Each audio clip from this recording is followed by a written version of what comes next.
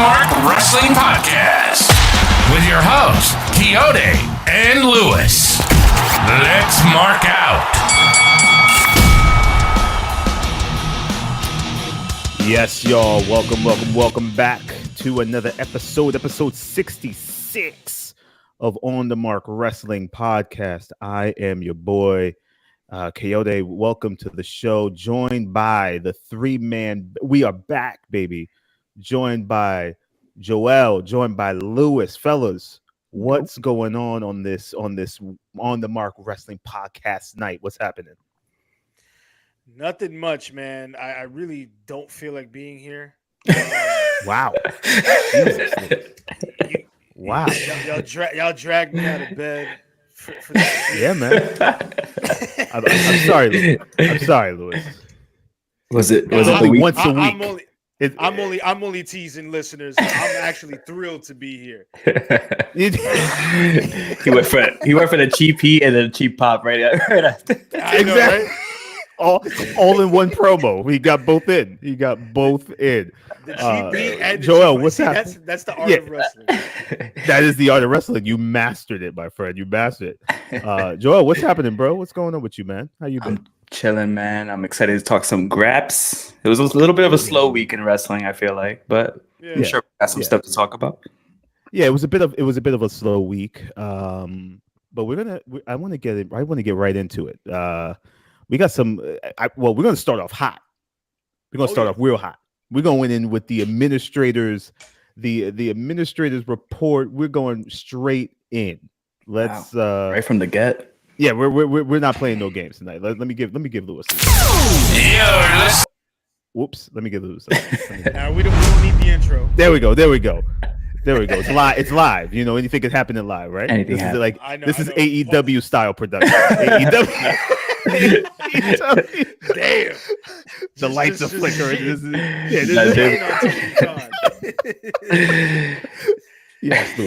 Let's. What we got?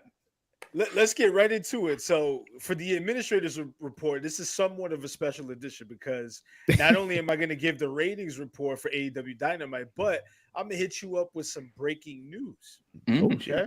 Hot off the presses. So, let's just jump into this bullshit administrators report.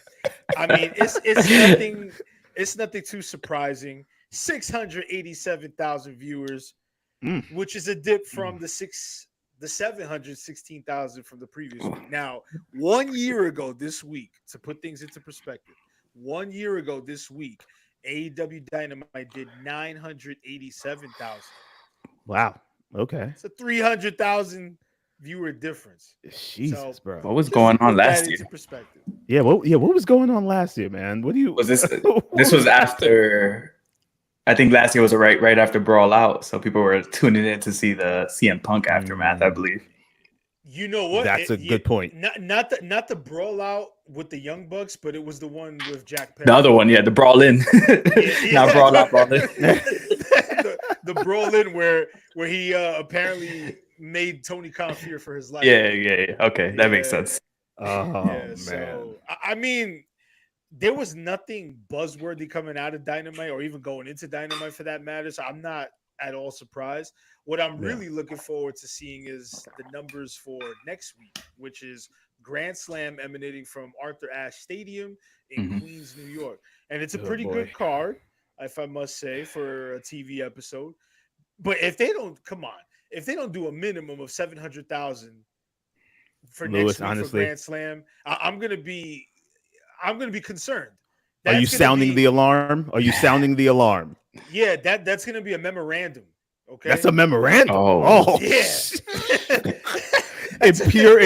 in pure administrator's form and a memorandum. How many of those have you written up, Lewis? Memorandums. How many of those? I'd rather not say on this podcast. Could not disclose. I've had some very uncomfortable situations, conversations, I should say. But yeah, man. That's the first part of this administrator's report. Now the second part, the breaking news. Okay. Hot off the presses as of today. Penta, El Cero Miedo, and Rey Fenix, also known as The Lucha Brothers have signed a multi-year contract with WWE and Friends. What Crazy. do y'all make of this? Is this a good move? Do you think they could have accomplished more in AEW? Did they peak in AEW? Yeah, let me hear your thoughts, man.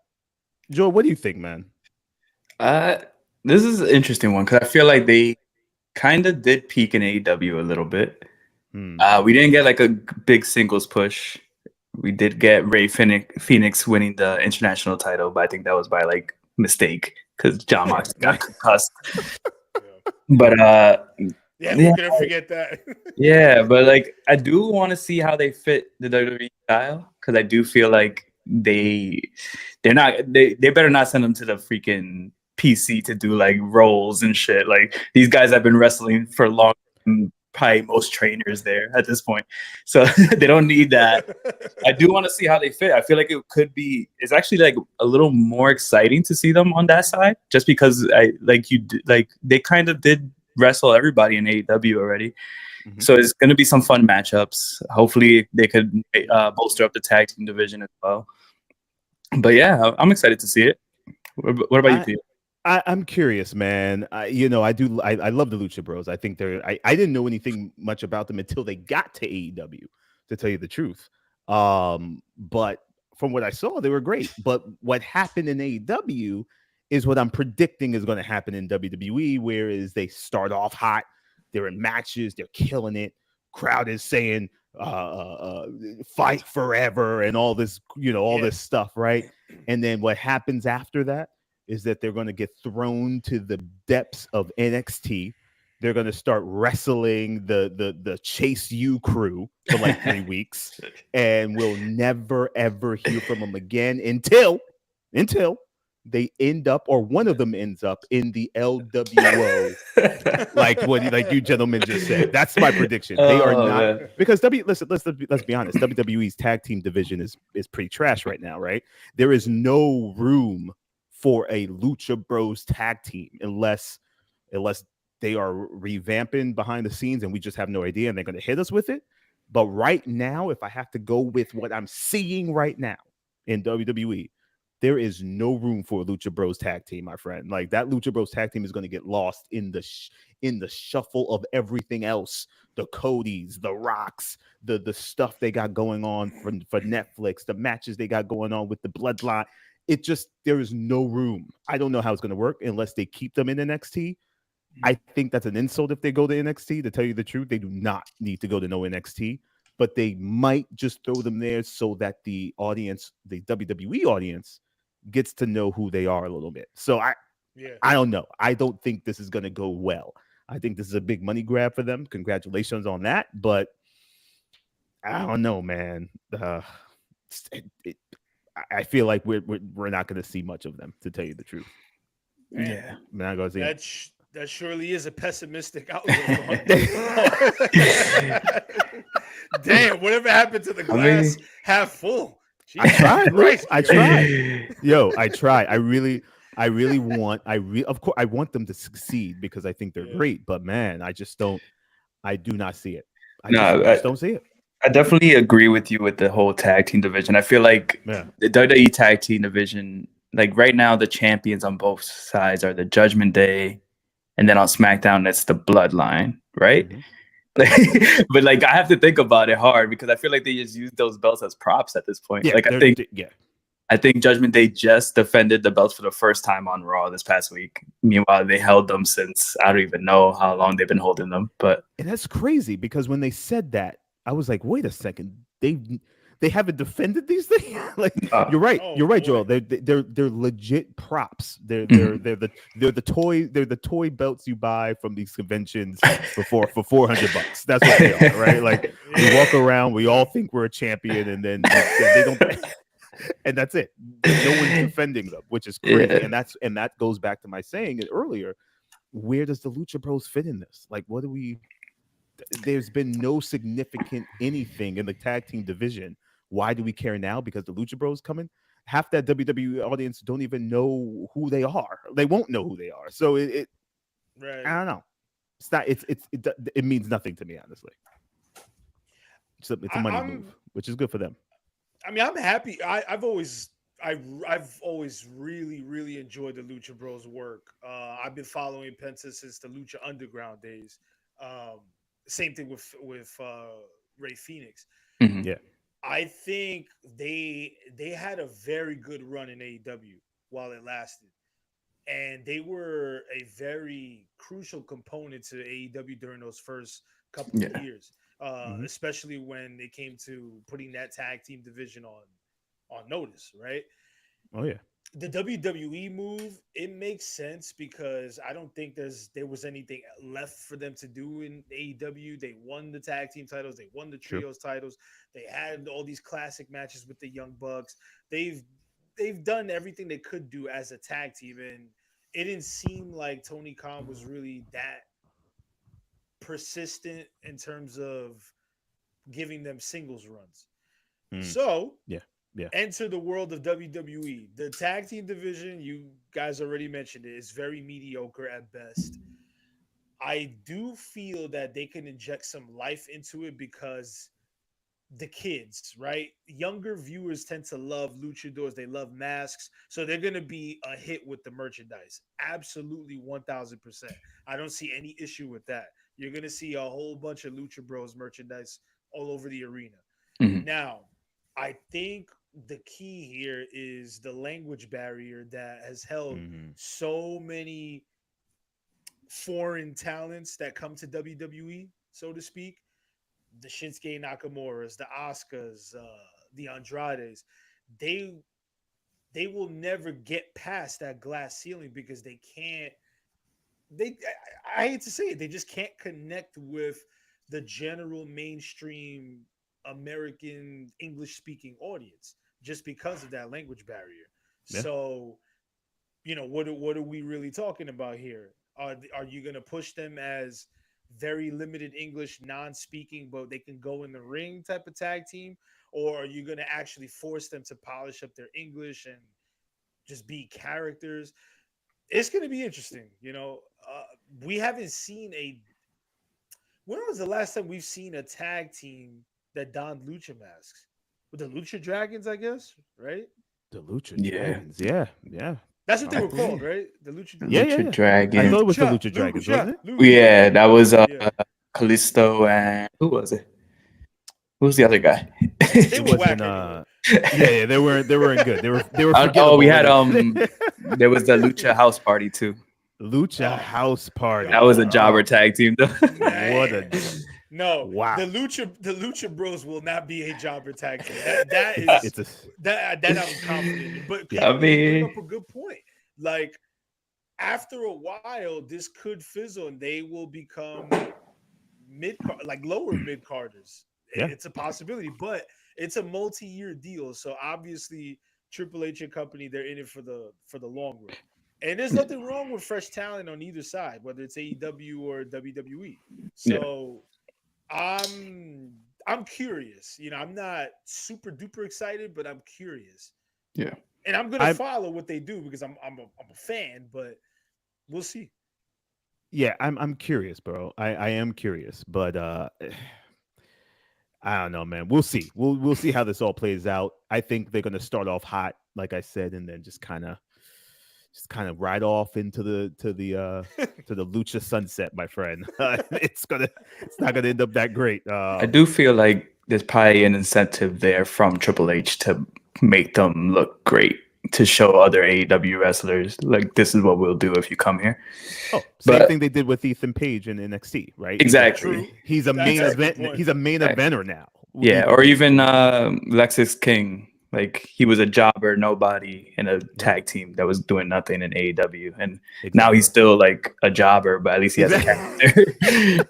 He has some form of a character, right? Yeah, he's got some. There's something brewing with him because Yeah, exactly. I like him. Yeah, He goes to a Dominican barber now, so he has a nice beard. You That's can- the whole character.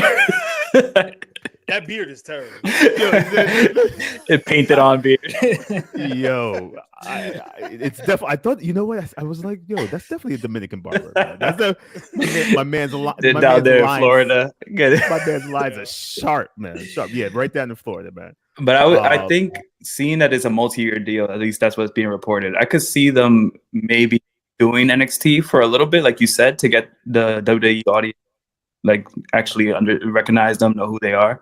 Yeah. And then if they pop up on SmackDown or something, I could see them being the number one tag, because like who is the number one tag team right now? They're like the Bloodline or whatever, but like there's no actual tag teams out there. So like if you put the Lucha Brothers and DIY, for example, in like Oh, a three match, like Where the hell's three match, DIY been? I don't know where DIY's been. Good question. But maybe they'll Who's show that? up once the Lucha Bros show up. Who's Wow. DIY? Yeah, exactly. exactly. But let's get let's get to something a little more noteworthy here. Raw moving to 2 hours until October. We touched upon this a little bit last week. But they are going back to 3. I believe this was reported. I think it's a soft report. I don't think it's like established like they're doing the 3, but they are going back to 3 next year.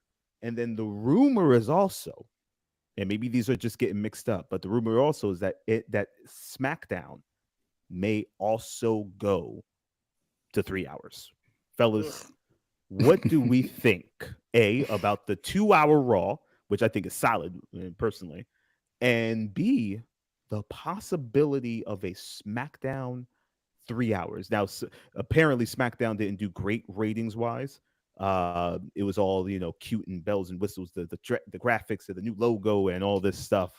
But in terms of substance of SmackDown, it just felt like a normal SmackDown.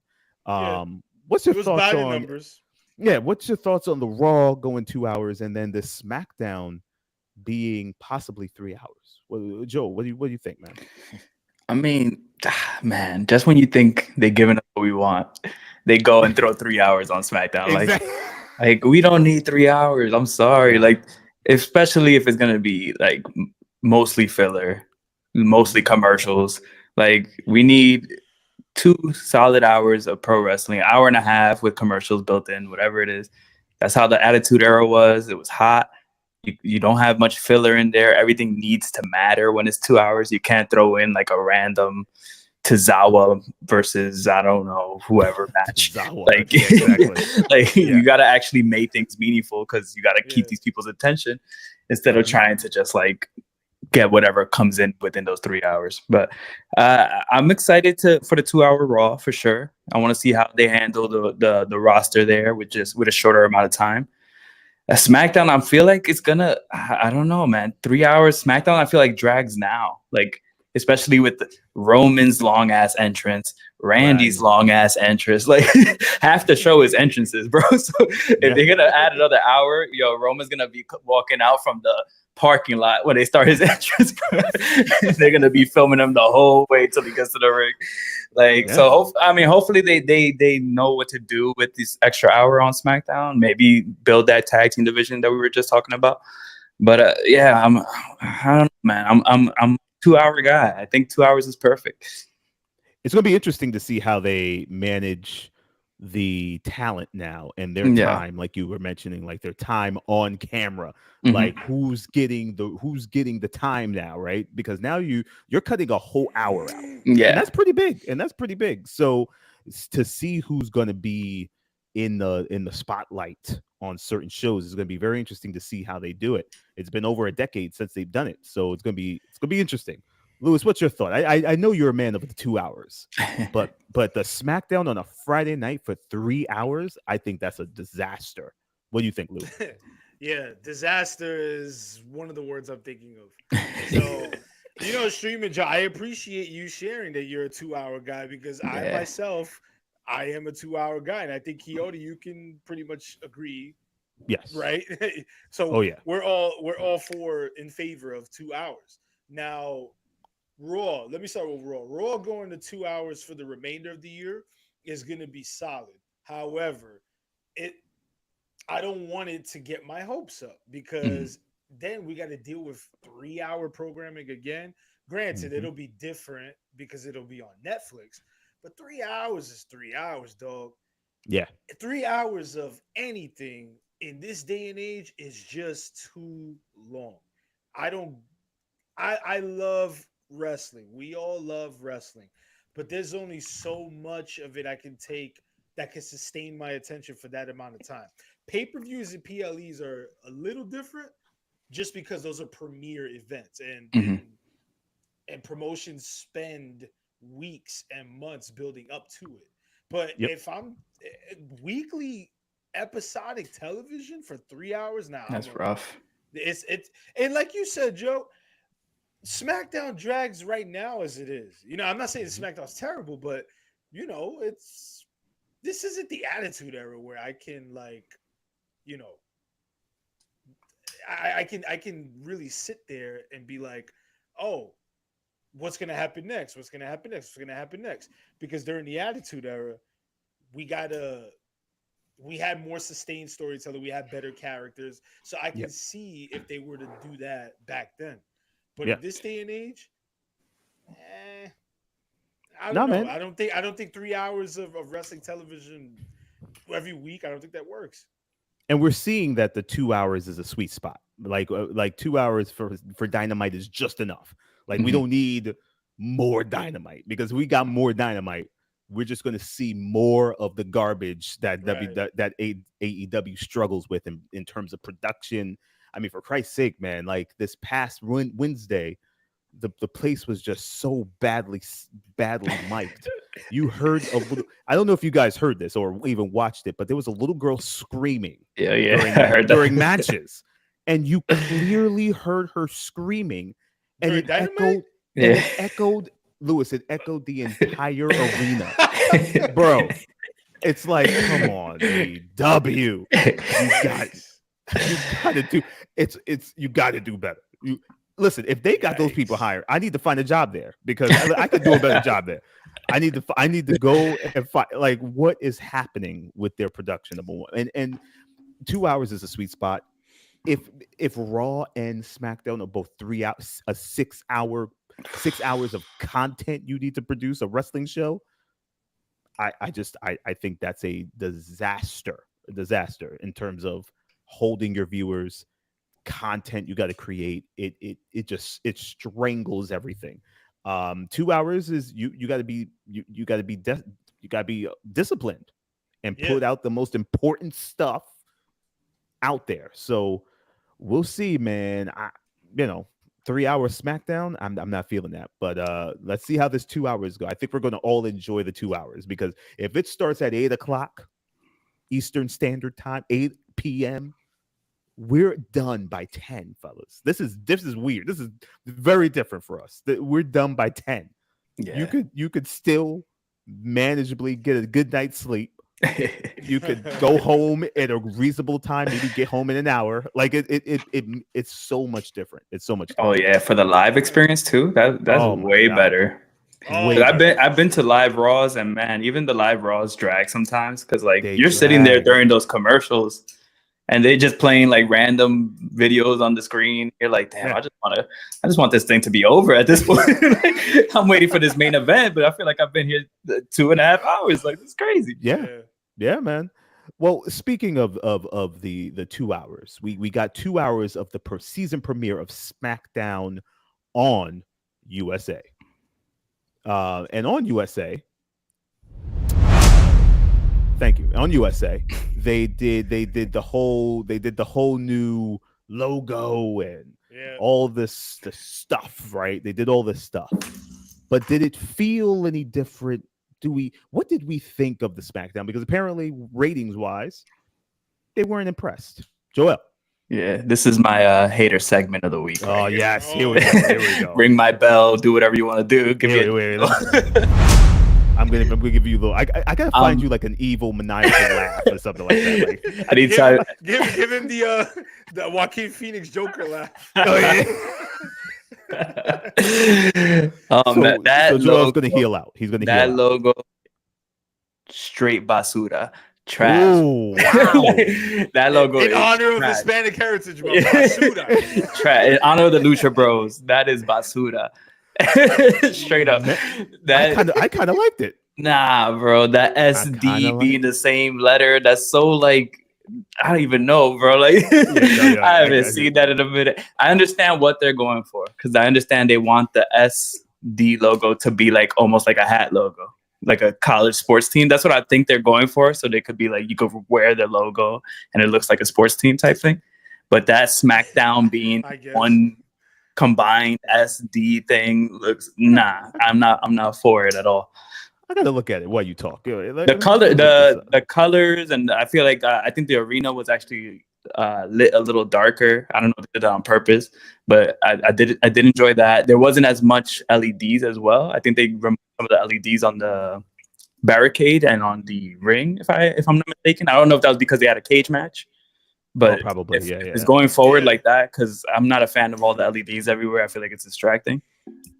It looks good. Oh, okay. Like I see what you mean. I'm a hater, bro. I'm hating. I don't. Lewis, what did you think, man? Did you hate it? I didn't hate it. What you mean, the logo or the show? The logo. I mean, it's all right. It's all right. Like I don't think I don't really hate it. I'm a little just indifferent towards it at the moment. Okay. Yeah, like I'm looking at it now. You know what I mean? It's there. But now Joel's making me not like it, and I'm trying to figure out. It looks like it's like neck sound, or like it doesn't look like a D. The D's not even closed. I know. You're right. That's the one thing that I noticed. Like when the logo was first unveiled, I was like, "Oh, that's interesting. That looks very forced." Like that S does not look That's like exactly what I'm saying.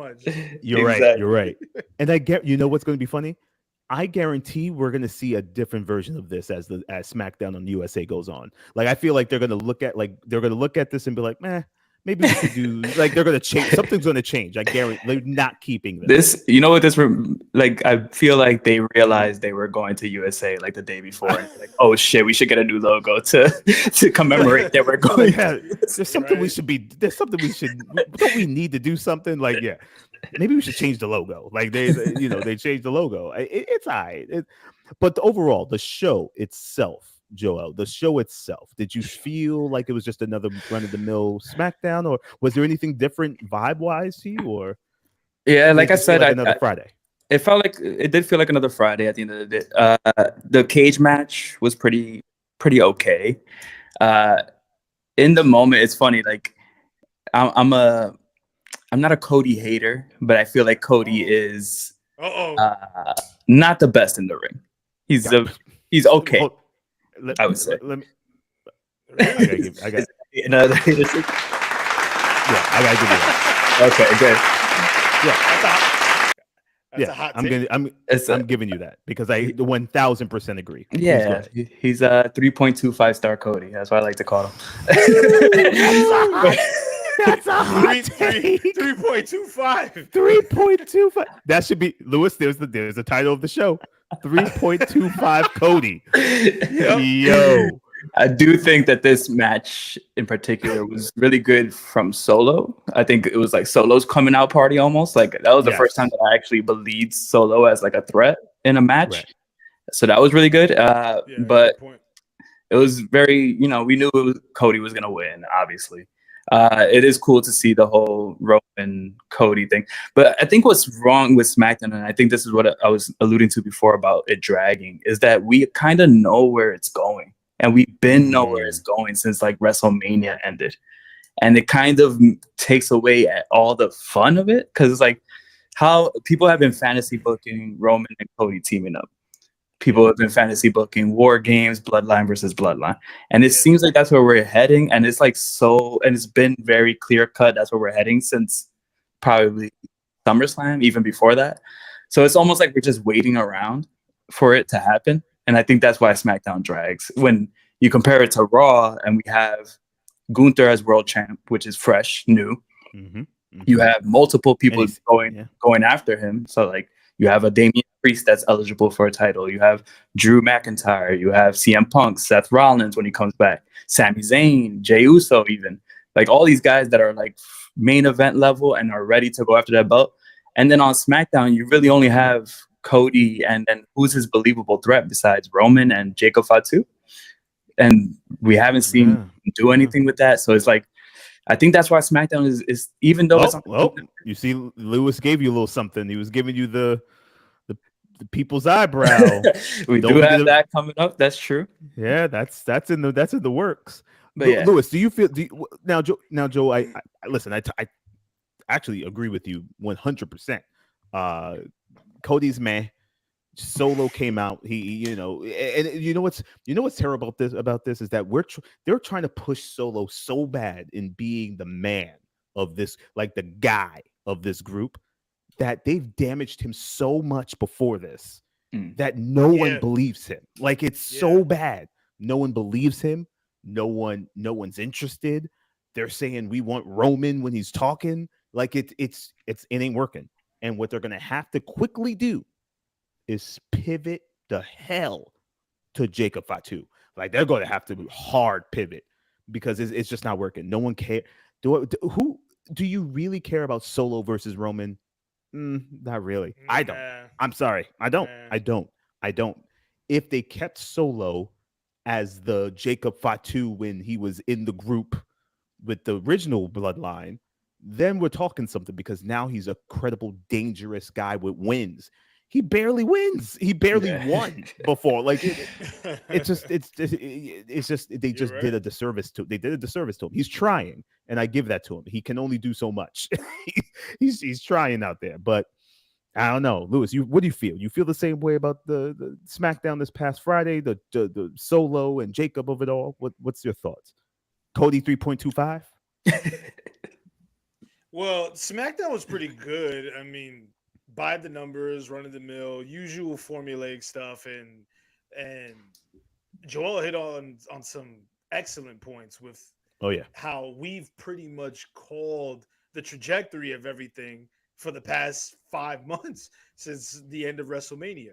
One man can save it, and that one man, as we know, you may know him as Dwayne Johnson, but I know him as the final boss. The final boss. When the final boss returns, I don't know when that is, he's going to give Cody Rhodes that whooping again, and he's going to send him crying to all the crybabies along with Mama Rhodes. But that's another topic. I think I think Solo was booked for too long as a lackey and not an enforcer. Mm-hmm. Whereas Jacob Fatu he's a real life badass. Like this guy served jail time and all that shit. I think they are gonna have to pivot at some point, and I'm all for it. Now, the Cody 3.25 thing.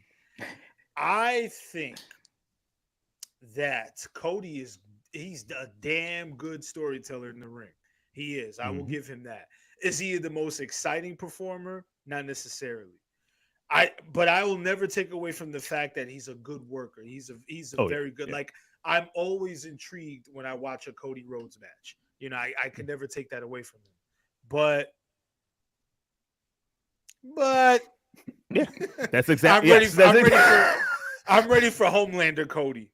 Yes, I'm ready for him to turn on Roman. The crowd will absolutely explode if we do get that is.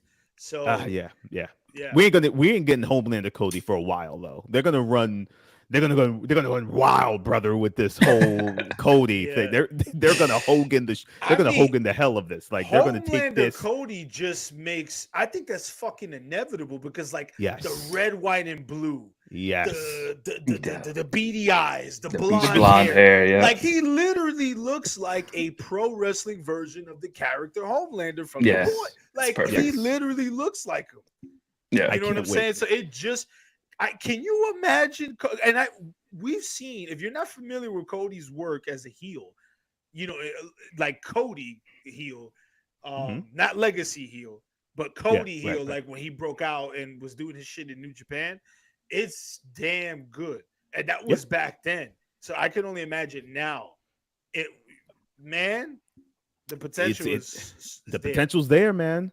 I think we're going to get another case of a John Cena and he just never see it. I don't think Cody in his heart of hearts wants anything to do with his career be at this point going to a heel or being a heel. Why? I don't get it. You're a professional wrestler. I mean, come on, give us a little something different. I feel this current Cody gimmick, American, uh, uh, American Nightmare thing that he's got going on will fizzle out very soon. I think it's going to be one of those cases where people they start to kind of, Cody, you're kind of corny. Like they might start turning on him if he becomes too stale and he's winning against nobodies and he's like there's no real anything going on until The Rock comes back. That's gonna be a hell of a and maybe Jacob Fatu, that might heat him up a little bit. But yeah, this Cody thing, I would love to see the heel run, but I just have a feeling that he ain't about it. He don't want nothing to do with it. We'll see how that we'll see how that rolls out. But seeing how something rolls out, AEW might just be cashing a huge check. AEW, and Tony Khan is a master of this, by the way. I gotta give it up for Tony. Tony's the only guy in professional wrestling who runs a company that can keep the financials such a secret. I don't know nothing about AEW financials. Who's making what? What's the company worth? Like you Google it and it's all just speculative. Like it's not even solid. Not even solid numbers. So I don't even know if this is a solid number I'm looking at, but AEW apparently is very close to damn near signed a 3-year extension with the 4th year, I believe, as an option, a 4th-year option, right? 3 years, which is shorter than what WWE got from Netflix, which I believe is 5 years, shorter than what they got. Netflix was 10. Netflix was 10. Yeah. Ooh. Wow. Okay. Netflix got 10. At WWE got 10 from Netflix, and I believe they got 5 from NBC Universal with SmackDown, something like that, right? So AEW is apparently getting about $170 million a year, which is apparently a huge jump from what they got in their first TV deal. It's a huge jump.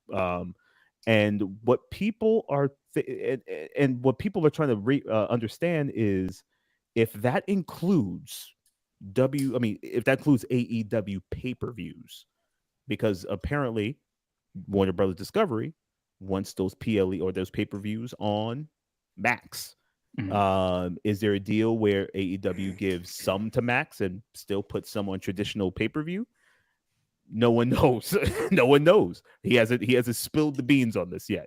But $170 million a year, that will probably put them in the positive, in the black in terms of profitable, and maybe they can go after some big hitters. Why? I don't know. You got enough. But in my opinion, I think this will be the time where they need to reevaluate that roster and start what I call chopping up and getting rid of some of the excess meat and fat that's on that roster. If you ain't using them and they on TV, you got to get them out of there. Now we're talking some real cash here. So 170 million, 3 years, pay-per-views possibly going on Max. That's pretty much all we kind of know. But what do you guys think of the deal that's up in the air, and could AEW have gotten more based on the Warner Brothers Discovery just not having any major sports like the NBA anymore? Maybe this is the highest they could have gone. Is it a good deal? Is it not? What do you guys think, man? Joel, what do you think? I mean, 170 mil a year is nothing to scoff at, right? Like, exactly. If that's the true number, then yeah, that's a great deal. They're like the administrative report said, the ratings aren't doing too well. So for them to get that, I mean, it must be valuable, right? It is. These networks love filling up time. You got easy time right there with 3 shows a week with Collision, Rampage, and Dynamite. So I can see why it's worth that much for sure. I don't know about the pay-per-views being on Max. I feel like that might be a separate deal. Because if I remember correctly, I watched an interview recently with Tony Khan, and he was wearing a Max hat.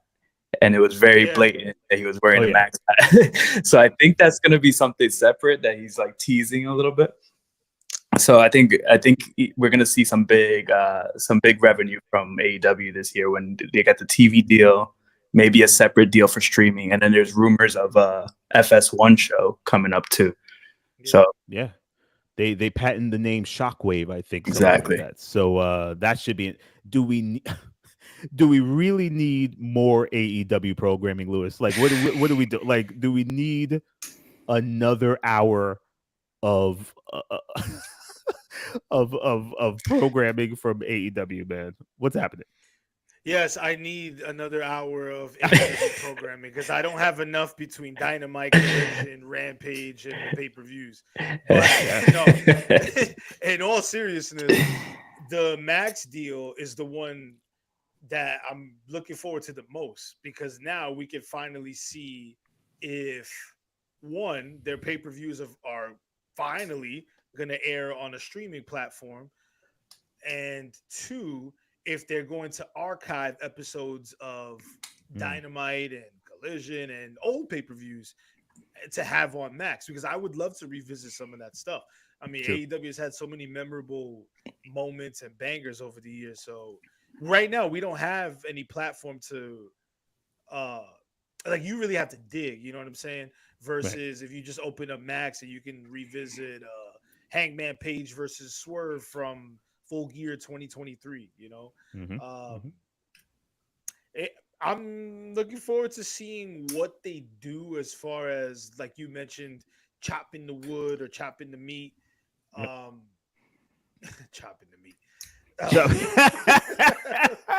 Man, that sounds vicious. But yeah, trimming the fat, my brother. Yeah, trimming. Yes, let me get back on track. They're not gonna be chopping meat. They're gonna be trimming the fat. It's some Val Venus shit. Yeah. Choppy, choppy, man. Choppy. Yeah, choppy.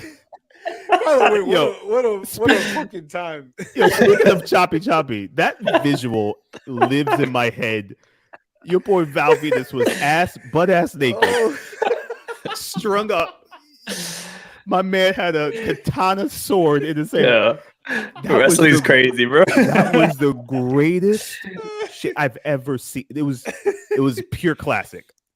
And then it goes straight to black, and all you hear is screaming. Like it was, oh my god, listeners! I am like legit crying. It's like I haven't thought of that segment in a long time. I'm gonna revisit that. Val Venus. Yo, Shout out to Sean Morley. Sean Morley, Val Venus. Yep. Oh my god. Yeah, you can literally see the tears in my eyes if you're like watching this. Like I'm cracking up here. I'm having a blast. But yeah, they definitely need to reevaluate like the talent that they have. Just reevaluate a lot of things, right? From a production standpoint, from a talent standpoint, you know, how do you want to book things going forward? And I had also read that Shockwave may be taking the place of Rampage, not necessarily like in that same time slot on a Friday night, but they might just outright get rid of Rampage and have Shockwave as the additional hour. And it'll be like a Rampage where it's probably not going to be live. It'll be like a tape thing, maybe. And it could be like the new AEW Dark, you know, or what was the other one? Full Dark, After Dark, Dark Elevation. Dark Elevation. Dark Elevation, yeah. Jesus so terrible name. Dark Elevation. Terrible name. Which, by the way, I don't think anyone went out of their way to watch. Who's the marketing genius that said, "Hey, I got it, Dark Elevation," and everybody was like, "Yo, shit, yeah, let's go with that. Let's go with that." Yeah, like who's, I know, right? Yo, for real. Like guys, listen, we've all watched wrestling for years. I guarantee we could do 95% of these jobs. Like it's like seriously, like come on, man. Dark Elevation. But yeah, it's a very exciting time for the industry because we're gonna end the year on an eventful note for both companies. Well, I should say all companies, right? But then in 2025, you know, you got the Royal Rumble, you got the Netflix thing, you got obviously WrestleMania in Vegas. You have John Cena's retirement tour. John Cena's retirement tour in 2025. You have crazy obviously The Rock coming back around that time. AEW doing their thing with the stadium shows. Mhm. So yeah, we got a lot to look forward to over the next 6 to 7 months. Yeah, man, it's going to be a wild 2025, man. If everything goes as planned, deals stay in place, the wrestlers coming back who said they got the unfinished business to take care of in 2025, we're going to have a lot of stuff to talk about because it's going to be crazy and good for wrestling, man. We got WWE coming back with Saturday night's main event being held at Long Island at the same building it originated from. That's amazing. And that's a big move. And they're going to do this quarterly on NBC. They're doing this quarterly on NBC. And essentially it's going head to head with Collision. If Collision stays on Saturdays, it's going head to head with Collision quarterly, not every Saturday, quarterly. So that's just something to look out for too. And man, mainstream WWE, aside from all the other wrestling companies, WWE is on another level in terms of its reach now, right? You got NBC, USA, CW with NXT next in a couple of weeks, or next week, I think, or a couple of weeks, and then Netflix in 2025. I mean, God, man, and then AEW, possible Max. They continue working and building whatever they got going on and bigger and better. Wrestling is on another level, fellas. It's good to be a wrestling fan, right? It's good to wrestling's cool again, like The Rock said. Wrestling is cool again. But it's fake. So what is it's it? It's what? What? What did you say? It's what? But yeah, fellas, listen. Any last words, Lewis, before we leave the people? I love you all. Yes, Lewis. Yeah. No, I mean, I'm joking and shit, but yeah, I love all of our followers on Instagram. I really do sincerely appreciate the support. Man. We're just some marks that are, we're utilizing our time to talk about the thing that we love. So we appreciate you listening to us. Yes, sir. How about you, Joel? Any final words, man? I just want to show Lewis appreciation for the heel turn in the beginning of the episode. Now you got the babyface speech down pack. It's all about you fans. I couldn't do it without you. He started off with you people. And then you fans are why I do this. Lewis, you turned at least 3 times during this. And I might turn heel next time. Who knows how I'm going to be booked? We're going to book him to turn at least 3 times. At least 3 times. That's what he's booked to do. Yes, y'all, join us again. We're probably going to be out next week because there's a lot of stuff going on. Our co-founder Lewis's birthday is coming up. Give it up for Lewis. Give it up for Lewis. His birthday's coming up. We're celebrating him next week. We're gonna do a Lewis Appreciation Day on posts. This is your Lewis, life. Lewis, this is your life. Yes, this is my life. That should be the whole episode next week. Coyote, just you doing it. I'm celebrating my 18th birthday next week. I'm excited. I might do a Lewis. This is your life appreciation. Bring like his 3rd grade teacher to the show. 3rd grade teacher.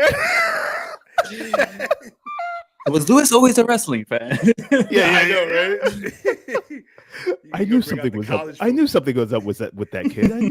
I knew something was. I'm definitely gonna do that.